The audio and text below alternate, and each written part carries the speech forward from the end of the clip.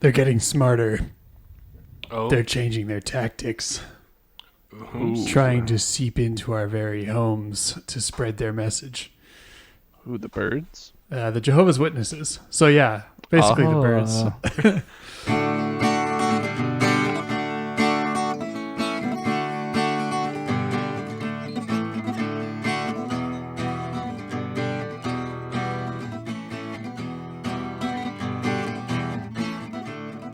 They've Oh, is that the two?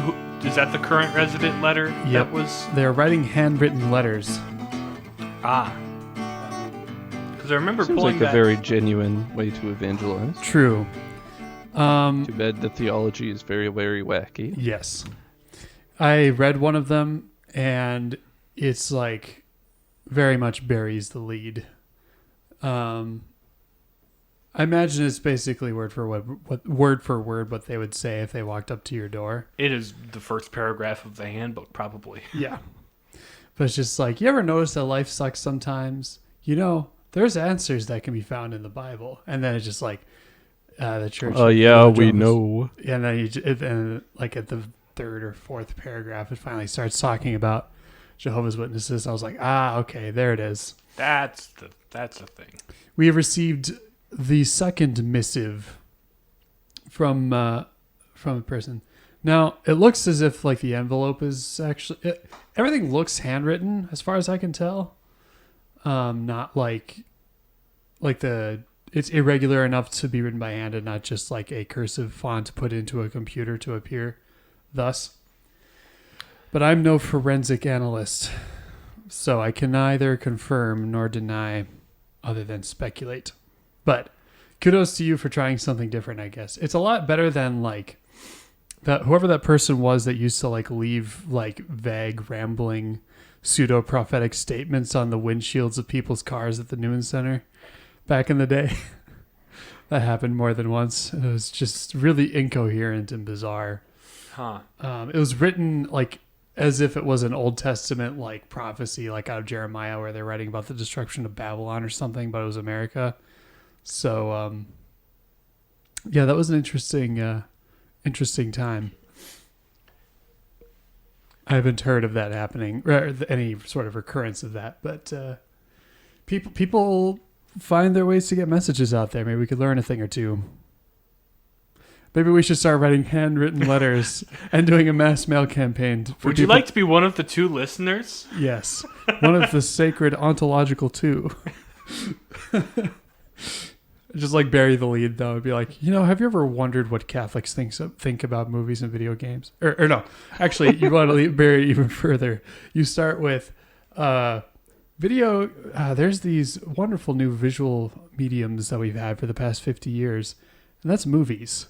Books go as far back as Gutenberg's press, but even like the monks who like made manuscripts in the Middle Ages. Speaking of Catholic monks from the Middle Ages, And just go all the way through the history of like art and media up to this point. Now, you can listen to Back a podcast since the where dawn of time. you can listen to a podcast where these Catholics go through these things in rambling detail. I mean, we're not exactly talking about Neolithic cave paintings and the stories they tell. That is not suitable for our expertise in podcast, but The point We being could to do bury the a lead. troll podcast on caveman paintings someday. we've done one on a cave story. True. I was about to say a cave story, but like just kind of mislead where say we're talking about cave story and then we're just like looking at Google images of a cave painting and like making up a narrative as we go along for what's happening on the cave wall. I wonder if, and I bet this has happened, if there's like an indie game that has like the aesthetics of cave paintings, where like it's like a 2D game, but you're like cave paintings. I saw one that was like hieroglyphics. A cave painting platformer. Yeah, why not? Isn't that what is There was that one which one Zelda game is it where you kind of go 2D onto a Link wall? Between Worlds. Link Between Worlds. I recommend it. It's like Link to the Past, but easier. But imagine that, but cave paintings, I suppose, huh? There's also a puzzle platformer called The Pedestrian that was interesting, where you're a guy, you're a 2D stick figure, and you have to connect like different road signs for you to puzzle platform across.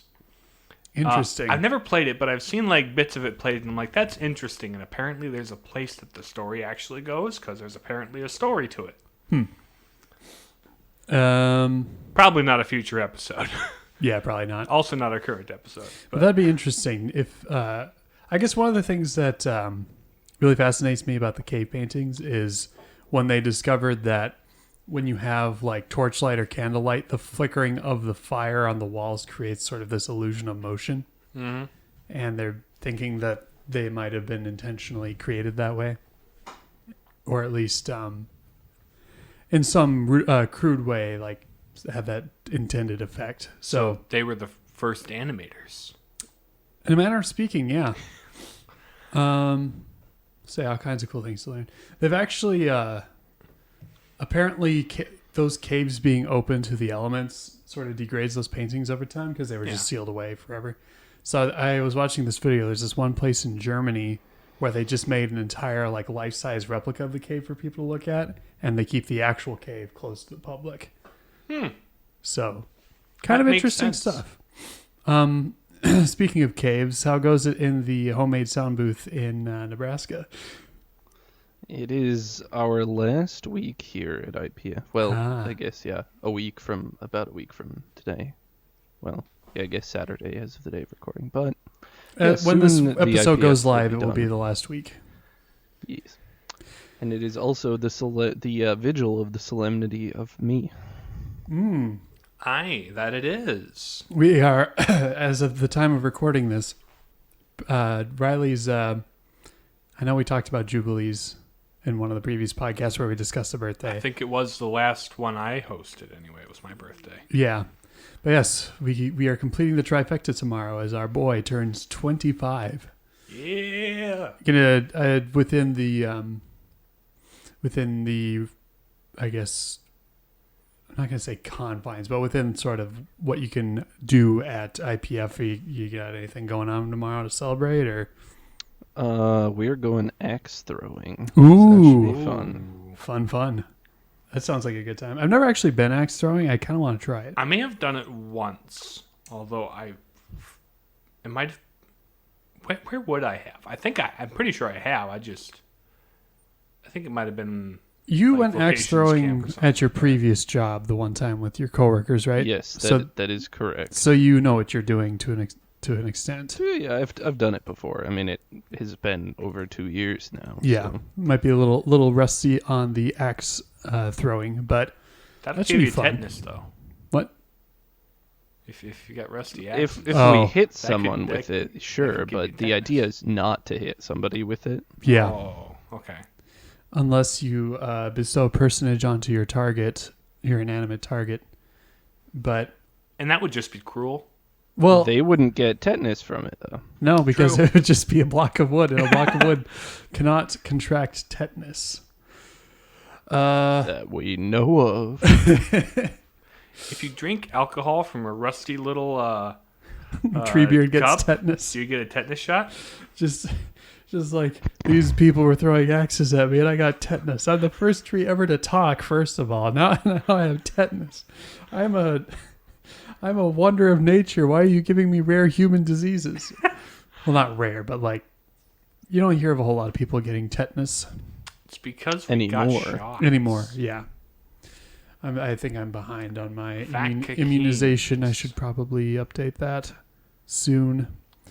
But yes, birthdays and axes and treebeard tetanus. Birthdays, axes, and treebeard tetanus. Sounds like a great episode title. There we go. Even though it has nothing to do with what we're talking about. No, but there are times where it doesn't have to. That True. is true. We did several, I think, from the banter that we've done. This is episode like titles. the third in a row. Like the Shakespearean monkeys in Warcraft 3. Yeah. Yeah. That one was one of those. And Which I have now reversed my position on. Oh, Since we yeah, my statement was, coming from my computer science background, that you give enough randomization and you will eventually hit the desired result. But now that I have further studied language for my philosophy capstone, I would say that that's probably not going to happen, even if you've got...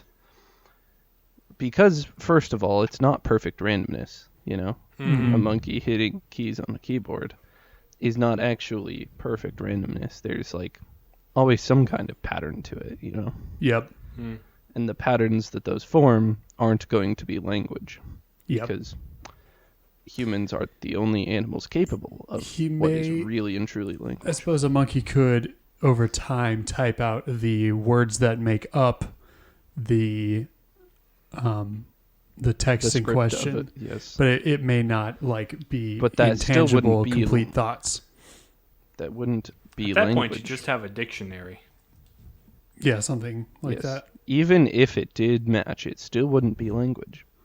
Because Because language is I could- intentional. language is also shared. And, Ah. like, animals do stimulus response. You know, there's no, if I do this, then I get that. That's how, you know, animal behavior works, generally speaking. I suppose that Humans counts have even this- for like their calls and noises that they make is sort of out of like, I do this to get a certain result out of it. Like Right. I'm And making that's- calls to attract a mate or mark my territory, etc. But without like they don't know why they're doing it beyond like the simple action to gain a response. Well, they associate it with whatever thing they're looking for, which is like the dog knows to ring the bell when it wants to go outside and do its business. Mm-hmm.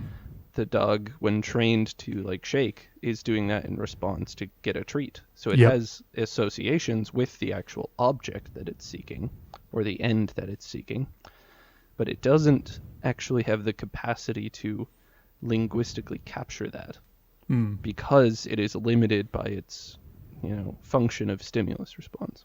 It doesn't have the shared attention that humans can have. Mm-hmm. Mm. You can read more about this in my capstone paper. There we go. Second week in a row, I'm plugging my own writing. Not even ordained yet, and you're plugging your books. Gosh, or thesis, Well, I it's not a suppose. book. Yeah, It's a just thesis. like a 10-page paper. What else have we to plug? They're already listening to the podcast. Fair enough. Our plans to do Metopia recordings. Yeah. Oh, we ought gameplay to from continue this? Our that. impending YouTube adventures, I suppose. And I think we should jump on the Twitch content train. I think that would be interesting. I think something like That will be hard to do, given that I won't be around much, but yeah, that might be something for my playthrough of Twilight Princess. That could be very cool. We could do that. We are about halfway. Or no, we just finished A New Hope in the Skywalker saga. So we're a bit of the way into Empire Strikes Back, meaning we're halfway through it. The yeah, entire thing. mm-hmm. The story. the anyway. whole thing. Yep. All the Star Wars that there is. all the Star Wars that there. Hey, I want to at least get to the point where I can unlock Ben Swolo, because that is an unlockable alternate skin you can get for Kylo Ren. It is fabulous. I also just discovered my favorite little side quest in the entire game. Oh, You want to know how you unlock Greedo, the Rhodian bounty hunter who didn't shoot first, but did kind of? So you go on Tatooine, and there's a group of stormtroopers who are like, "We're investigating an altercation at a cantina, and we need you to help clarify the information. Can you go ask around and see who shot first? Did Han or Greedo shoot first?"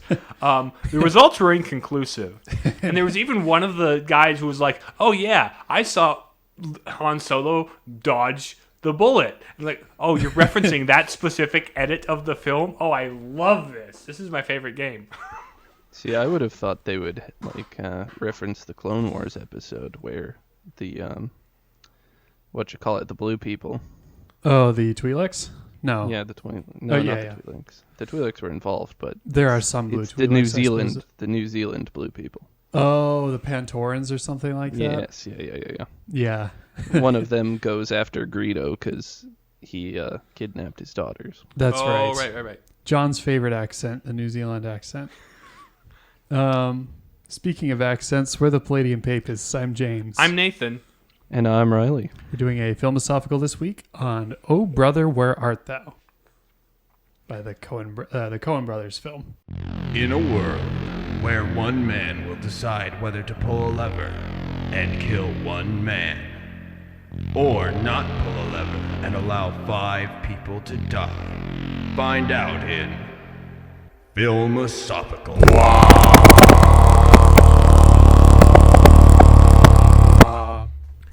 Yeah, the part of the show where we get philosophical about films. Yes, sir.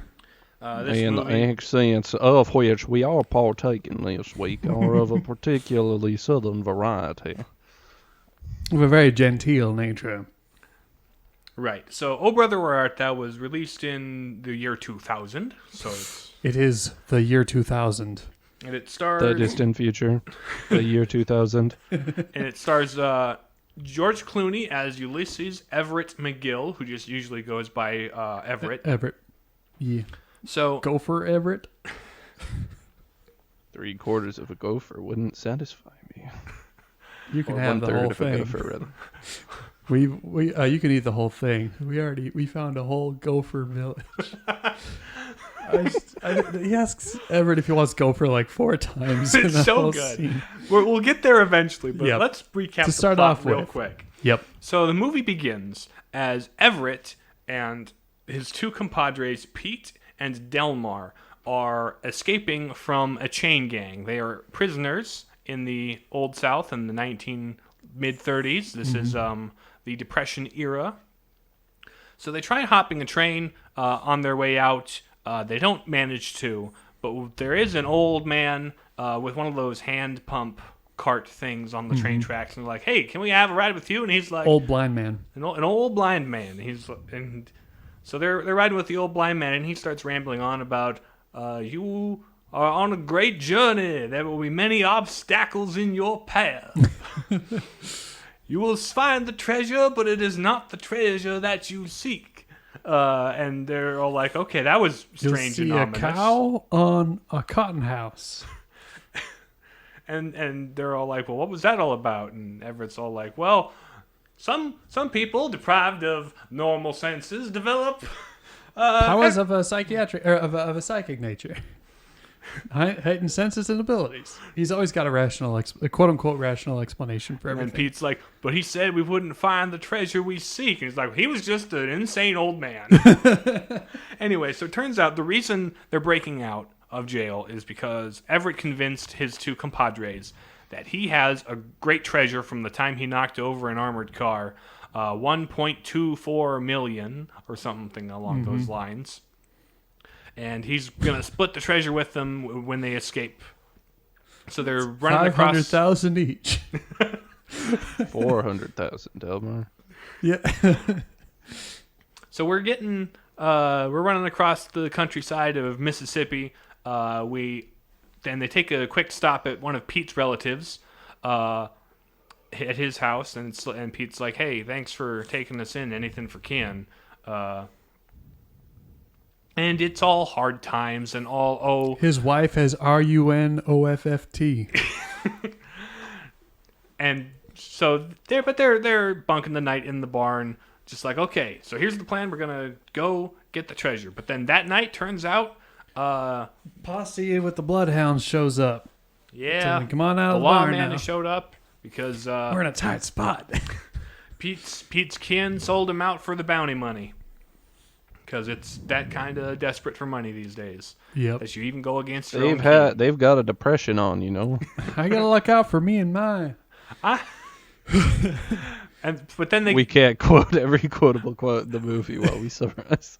come on, give me some. Stop me. I dare you. I will mute your microphone, Mister. The button's are right you there. are closer I to don't the know which switchboard. button is which, but I will. Something will happen. Nothing good. Anyway, so they escape with a little help from Their cousin's their kid. cousin's kid, and they tell him to go home to his pa and mind his pa. And They start run- hitchhiking down the road. Well, they steal the car. And They drive steal the that car. far ways. Hitchhike down the road, and they come across a crossroads where they pick up a young black kid. His name is Tommy Johnson, and he's like, "Oh, no, wait, they don't meet Tommy yet. First, they're exploring. First they get redeemed. Oh, yep. My bad. Order of operations. After the Gopher incident, they come across a Protestant community that is doing baptisms in the river. And They're rather Delmar enthralled by gets- the whole experience. Delmar gets enthralled by the whole experience and dives in the river and is like, gets baptized by the minister and is like, gentlemen, I've been saved. All my sins done been washed away. And his testimony convinces Pete to go get himself dunked, and Everett, being the air quotes rational one, is like, you two guys are going to get nothing but soggy britches. Mm-hmm. So it's at this point that we meet Tommy Johnson on the crossroads. Yep. And they pick him up in their stolen car. And as they're driving, they're like, okay, what are you doing, Tommy? I'm like, well, I was at that there crossroads waiting to meet the devil at midnight because I sold him my soul to play this here guitar. And they're like, and everyone's like, I'm the only one here who's unaffiliated. These two guys got baptized. So where are you off to? And he's like, well, there's a man who'll pay you good money to sing into his can. And so they drive up to this radio station, and they're like, the cross-eyed, near-blind old radio station manager sets them up with a recording, and they accidentally churn out a certified hood banger. Mm-hmm. And they get their money and go on their way because that's all they were there for, the quick buck and the ability to buy Yeah. How much are you paying us? What was it, like $10 a head. All right. Well, we're there's 10 of us. There's only Two of us 4. are going to have to sign with X's. They can't write none. So anyway, as they are leaving, they run into a politician who's He's got like this governor. truck rigged up as a campaign wagon because he's running for re-election. He's the Pappy O'Daniel, the flour mill owner, who's also the governor of Mississippi. Mm-hmm. And his opponent is running on reform. He's going to sweep the state clean and root out corruption and stuff. That's kind of happening in the background for the entire movie, this whole gubernatorial race. And it'll come into play later. But they eventually part ways from Tommy, and they're like, okay, the posse comes after them again, and he takes off. They all take off in different directions. And it's at this point that there's a bunch of like little episodes that happen along the way. What happens? Don't they like steal a car from a gas station? Oh, they do steal a car from a gas station to use that. Oh, they run into George Babyface Nelson, as he's running away from the cops. I'm George Nelson. So he picks them up when they're hitchhiking, and They do a bank robbery. they do a bank. Well, the two baptized people don't participate beyond standing there, but it's like, if I hadn't found the light, I could see how one might get some great enjoyment from this. So it's all right, I guess. Well, like somebody at the bank called him Babyface Nelson. He got very put out by that, and because it's sort of implied he's like kind of bipolar. So like when they meet him, he's all just like over the top exuberant, firing a machine gun at the cops and stuff. And they're sitting around the campfire with their ill-gotten gains, and he's just kind of depressed and wanders off into the woods. Leaves them most of the money, which they're like, fine, I'll take it. Okay. So having this money, they continue. They buy new clothes and stuff. And They've got George's car. they got George's car now. But something catches Pete's ear, and he's like, pull the car over. Pull the car over. There's some siren singing going on. Yep. And so they go down to the river where there are these 3 lovely ladies doing the laundry that seduce the 3 men, get them drunk, and they all pass out. And they wake up the next morning, and Pete's gone. Nothing left but his clothes. And a toad. And a toad in his clothes. And Delmar's all like, oh no, They those left his 3 heart. women, they loved him up and turned him into a toad. I'm not sure that's Pete. It is Pete, look at him. So anyway, Delmar's all distraught, and Well, we have to go on without him.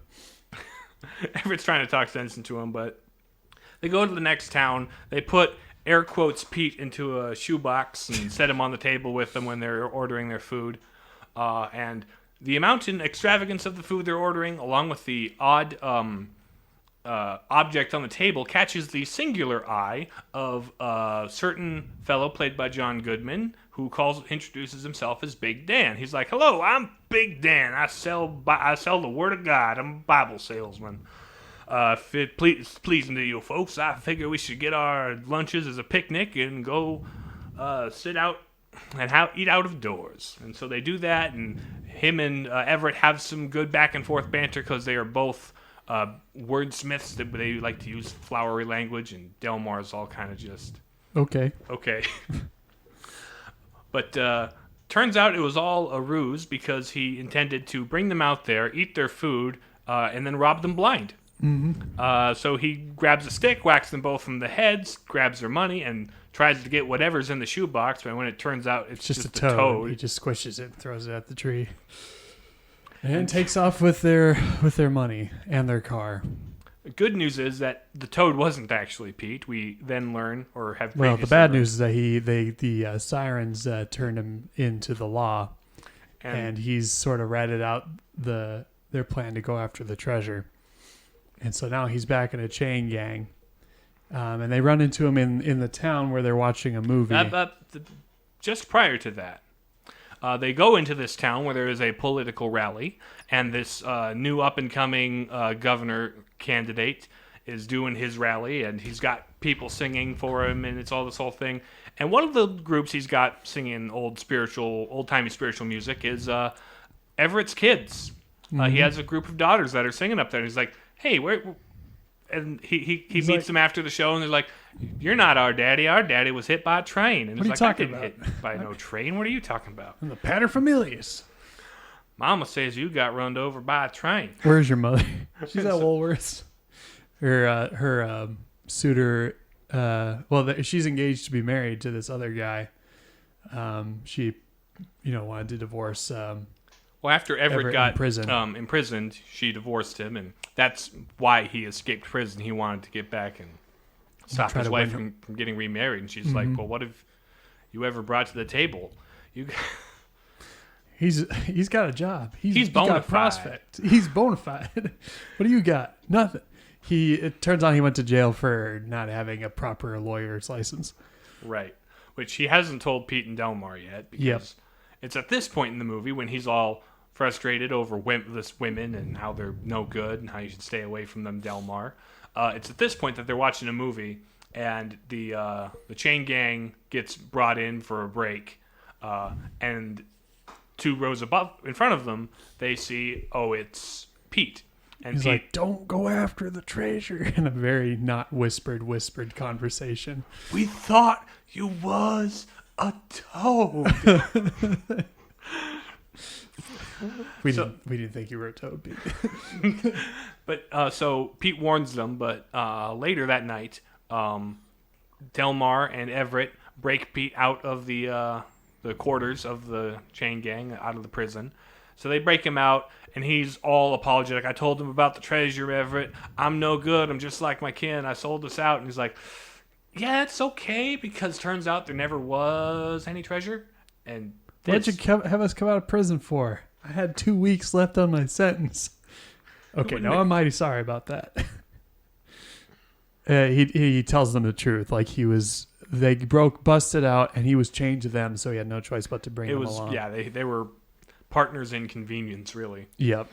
But during their little scuffle, they roll down a hill and land in a KKK rally. Yep. Where they're about to lynch our little friend Tommy. Wait, there's Tommy. We have to go rescue him. And so since they were all dirty and rolling around in the dirt fighting each other, they're their skin tone has gone a couple shades darker at this point. So they end up jumping the color guard and stealing their uniforms, and end up breaking Tommy out of the lynching and escape narrowly.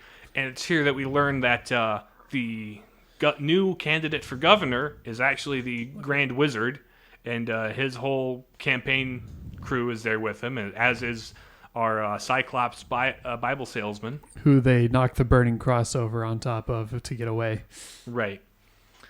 So, as they're escaping they try and they're evading the KKK, and so like we're gonna sneak into the back of the political rally because they don't know who's actually in charge, and mostly it's because Everett just wants to talk to his wife again because the guy she's marrying is the campaign manager, which is awful convenient for the competing governor. Yeah. And then the current governor is in there all mad with his his advisors, and he's Which like, are what are we his going to do to sons. beat him? Yeah. What are we going to do to beat him? And so they sort of by happenstance end up on the stage and start playing music. Mm-hmm. And they're recognized to be the Soggy Bottom Boys, as they've come to be known, because that's the name they gave the radio manager. So they start playing their song, which was their hit single. And suddenly the whole crowd goes wild, and they're like, what even okay. is going on? Because, yeah, the record that they cut at the radio station sold a lot of copies. So now they're somewhat famous. And the governor competitor guy comes barging in and be like, hey, wait a minute. These guys interrupted our ceremony. And so he's all like, get them off the stage. They're not even white. They shouldn't be here. Sort of a thing. Mm-hmm. And he gets booed out of the building, and the current governor, Pappy... Literally run out on a rail. Right, exactly. But Pappy's like, ooh, this is my opportunity to endear myself to the people. And so he goes on stage, dances with them as they finish their song, and personally pardons them for all their past crimes, and takes them under his wing as his new advisors, and it's this whole great thing. Now they're all set. Yep. And with the disgrace of the competitor, Everett's managed to convince his wife to, remarry one another, as it were. right, because And she's like, all right, I'm not doing it without our ring. What are you talking about? That thing, do you know how far away our old house is where the ring is at?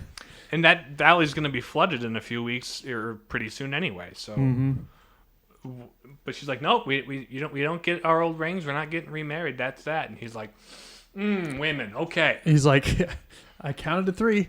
Oh, did you hear that? She counted to 3.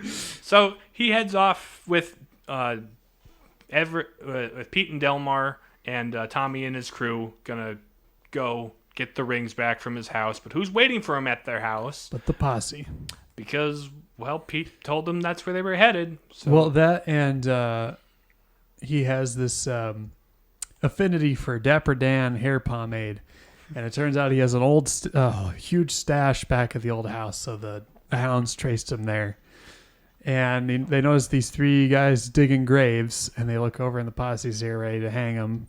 Mm-hmm. It's like, you don't understand. It went out on the radio. We've been pardoned by the governor. And the sheriff's like, is that right?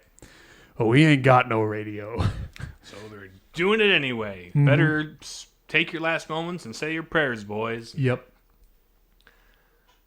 It's at this point in the movie that there's some divine providence, because as it turns out, Even earlier in the movie it was foreshadowed and stuff. Even the great skeptic Everett starts praying for their lives. Mm-hmm.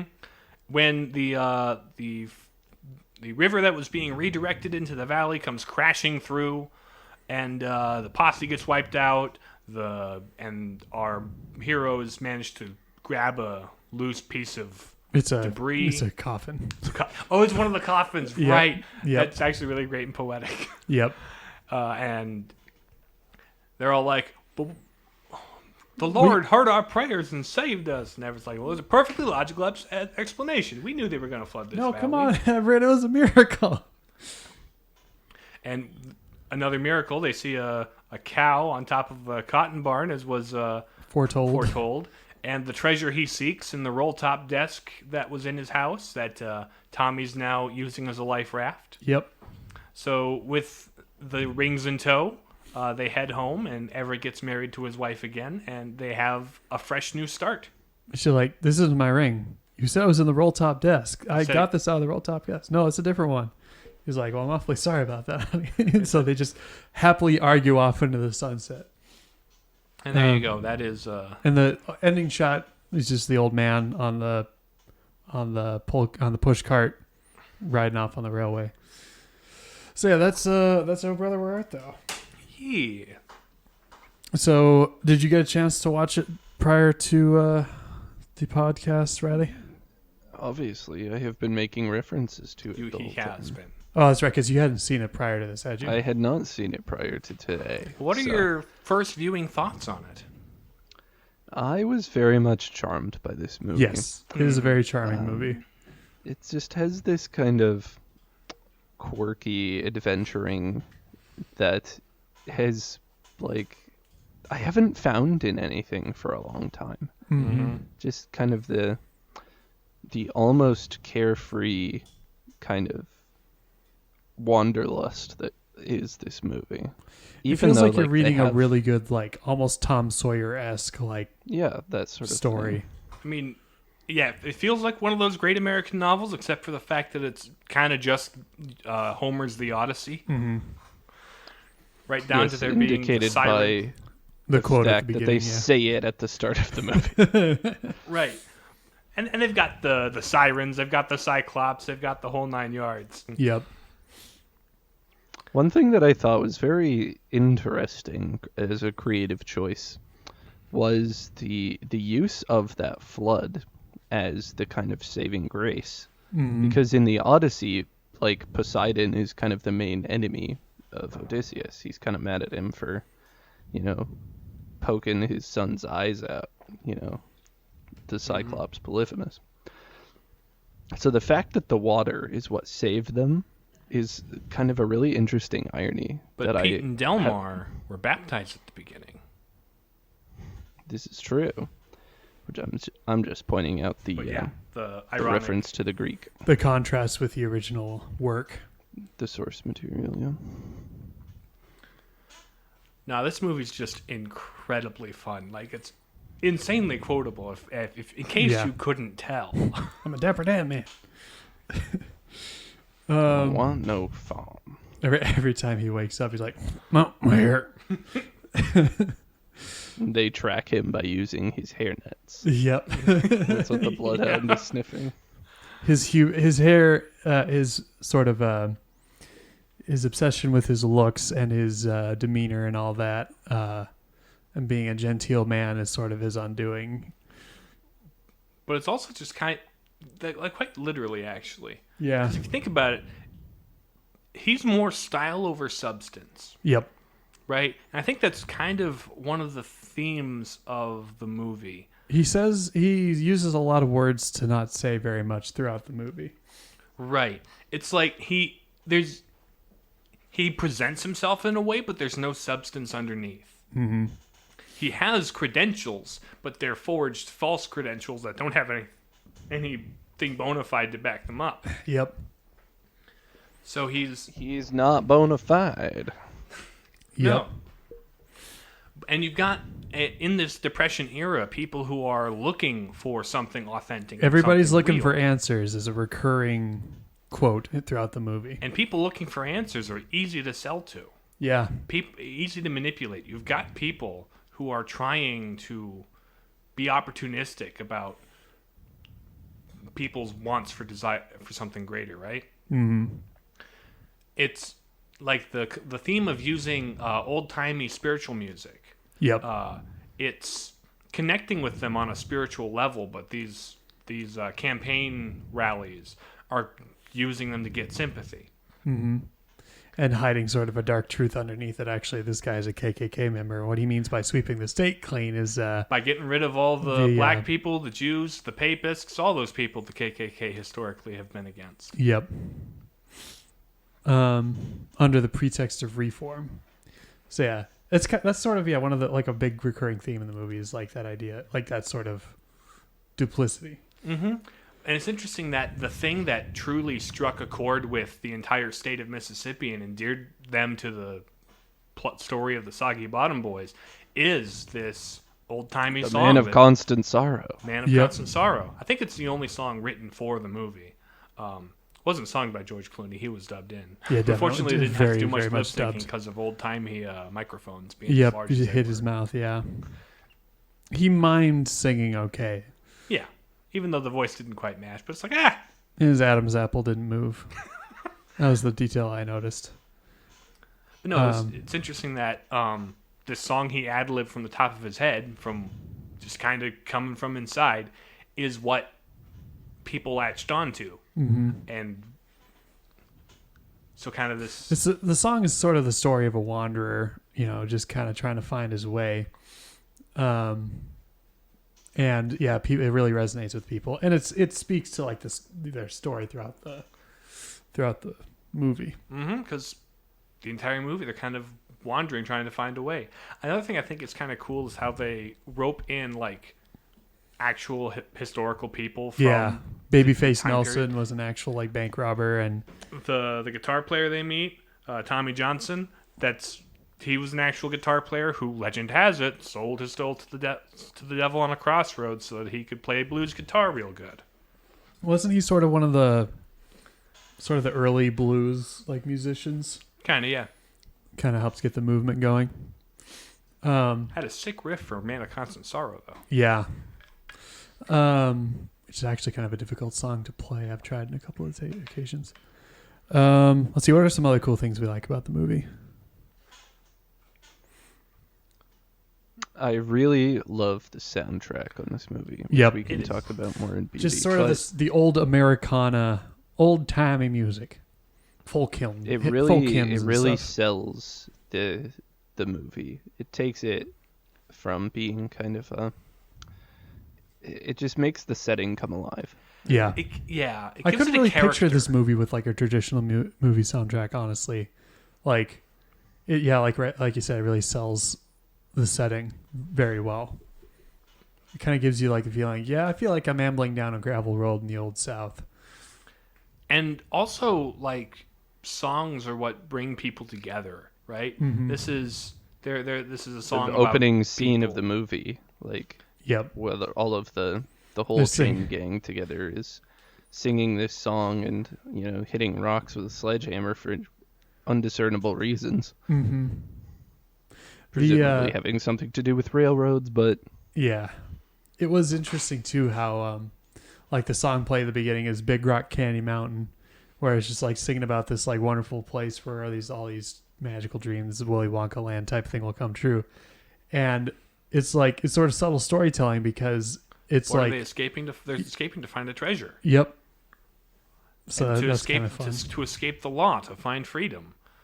But it's not that simple. And that's like "You Are My Sunshine" is kind of a recurring song in the movie too, and that's like what they sing at like the rally at the end, where like things all come together, sort of finding that happiness. Or putting on a forced smile in the case of the politicians is what it feels more like. Yeah, A false smile to shake hands and kiss babies and tell them that I'm gonna make everything okay. Just vote for me. Mm-hmm. It's kind of interesting too how like this flower magnate and state governor is kind of rotund, as well as like his staff, but the general population is kind of worn and haggard and a little thin, from the Depression and stuff. Mm-hmm. Sort of the contrast there. It's kind of interesting. Let's see what else is there to like that wouldn't. I mean, we've already kind of crossed into some of the transcendental territory. We can always Like some just general themes that I drew from the movie, particularly on this most recent watching, because it's been a while since I've seen it. Mm-hmm. I grew up with this movie in my house. In fact, my dad plays music, as you both know, and most of the listeners do. And one of the things we would do is we would play music at the nursing homes when in the before COVID play times. the old when timey they would- music. And well, that's what old people like, old timey music. And we ripped off half the soundtrack of this song or this movie. Nice. I have distinct memories of Highways and the Hedges in front of old people in the nursing home. It was great.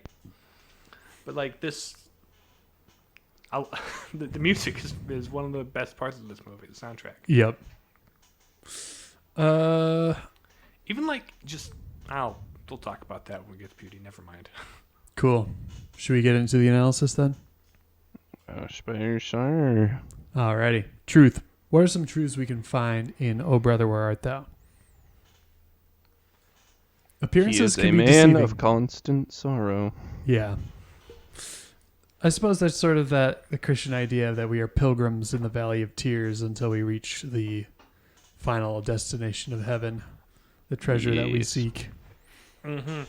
And sometimes the treasure that we seek is not what we will find. It's kind of alluded to in the movie overall, and being a sort of very like Bible Belt area of the country. That's sort of a background idea in the culture.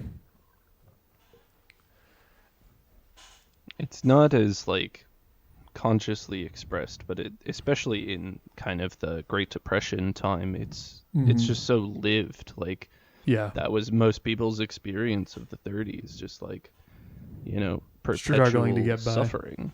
How are we gonna feed all of our children? How are we gonna keep the farm going and keep everything from blowing away in the Dust Bowl that's going on? Mm.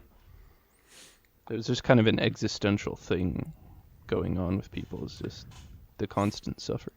And there are answers, and there is truth out there, and everybody is looking for it. It's just there's some people who are getting by, and other people who are exploiting others to get ahead, and that's very much like you see all characters across that spectrum. mm-hmm. And a little bit of both, like, Pete's cousin who's trying to get by but sells out his kin to the law for the reward money.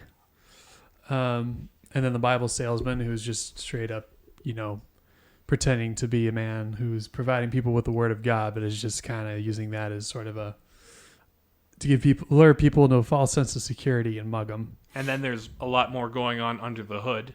Yep. The long, pointy white hood. Yep. I think that sort of bit with the Bible salesman, my brother, who's also a fan of Coen Brothers movies in general, but particularly O Brother, Where Art Thou, pointed out that there's a Flannery O'Connor short story where there's a Bible salesman who he tricks a young woman into letting him into her house, and he ends up like running off with her prosthetic leg or something like that.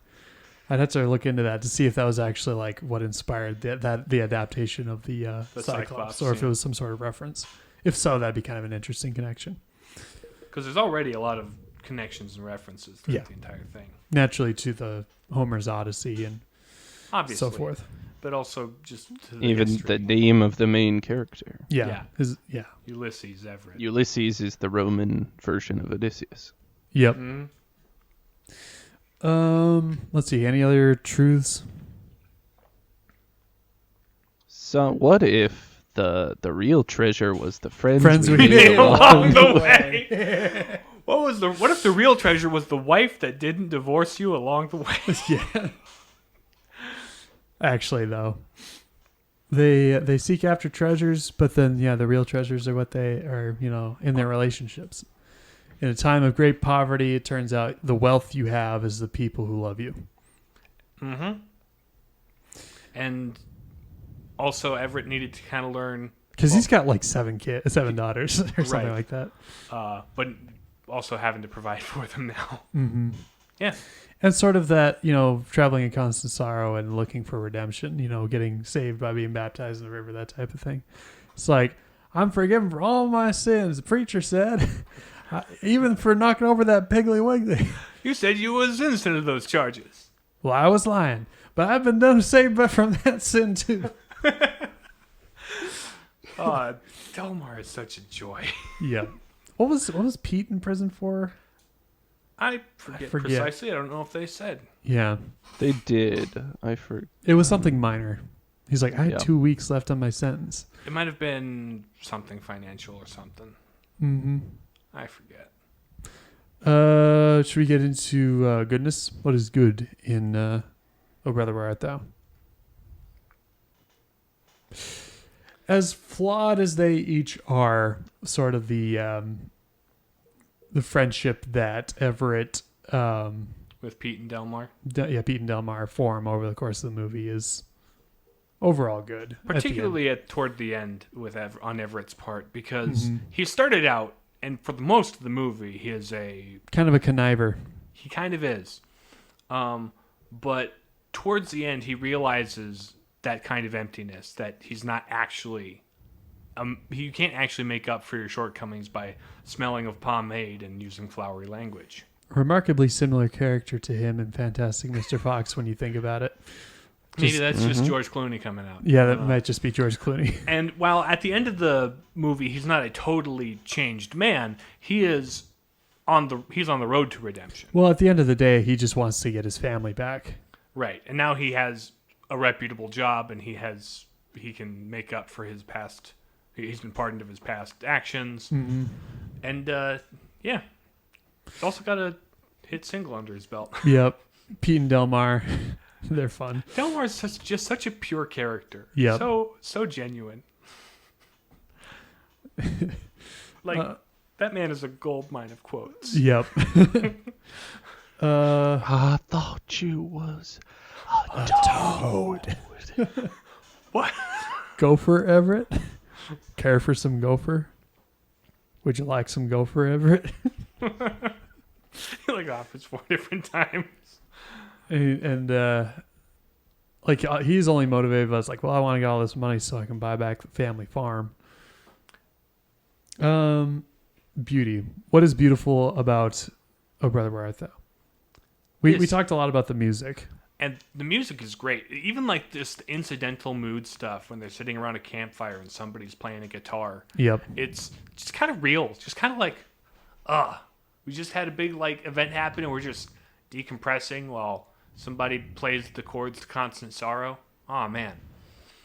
Also, the editing in this movie is really tight. Like the whole opening sequence is like a montage interspersed with like the opening credits, like an old silent film title cards. Like it sort of very quickly tells the story of them escaping and running from the law. Mm-hmm.